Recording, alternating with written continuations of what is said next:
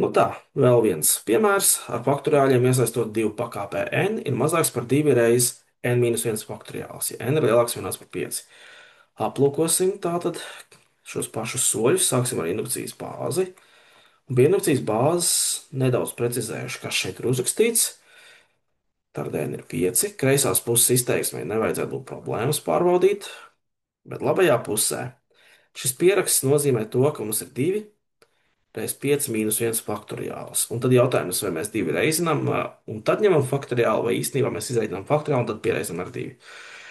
Lai mēs faktoriāls attiecas vienkārši uz pašām pēdējām iekavām, tikai uz tām. Tad vispirms mēs izreikinām faktoriāli, kas četrnieku gadījumā ir 1 reiz 2 reiz 3 reiz 4, 24. Tas ir 48. Tad pa priekšu mēs tikai izreikinām faktoriālu un tad pareizinām ar 2. Un šajā gadījumā kreisā puse ir mazāka par labo pusi. Tātad induktīvais pieņēmums.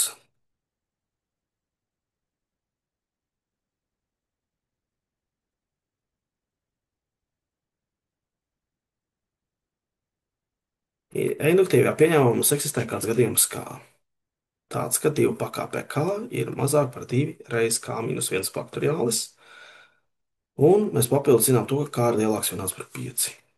Tad kādā gadījumā šis ir spēkā? Un induktīvajā pārējā mēs paskatīsimies, ka tas ir spēkā arī nākošajam gadījumam. N ir k plus 1. Labi, tātad kreisās puses izteiksmes sākšu parasti ar to mazāko. 2 pakāpē k plus 1, kur es jau sadalīšu 2 reiz 2 k tajā. Labās puses izteiksme mums ir vienkārši 2 reiz k plus 1 mīnus 1 faktoriāls, kas ir 2 reiz k faktoriāls.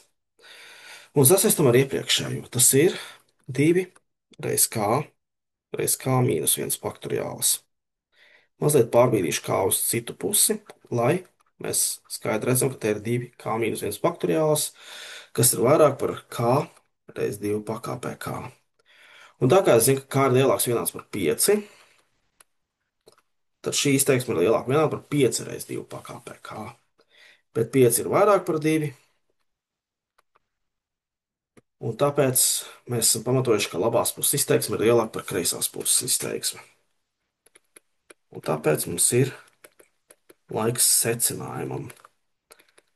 Tā kā 2 pakāpē n ir lielāks par 2 reiz n mīnus 1 faktoriāli, gan pie n ir 5, gan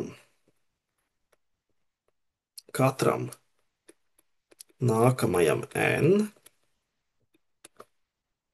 tad 2n tajā ir 2 reiz n mīnus 1 faktoriālis. Katram naturālam skaitlim n, ja n ir lielāks vienāds par 5.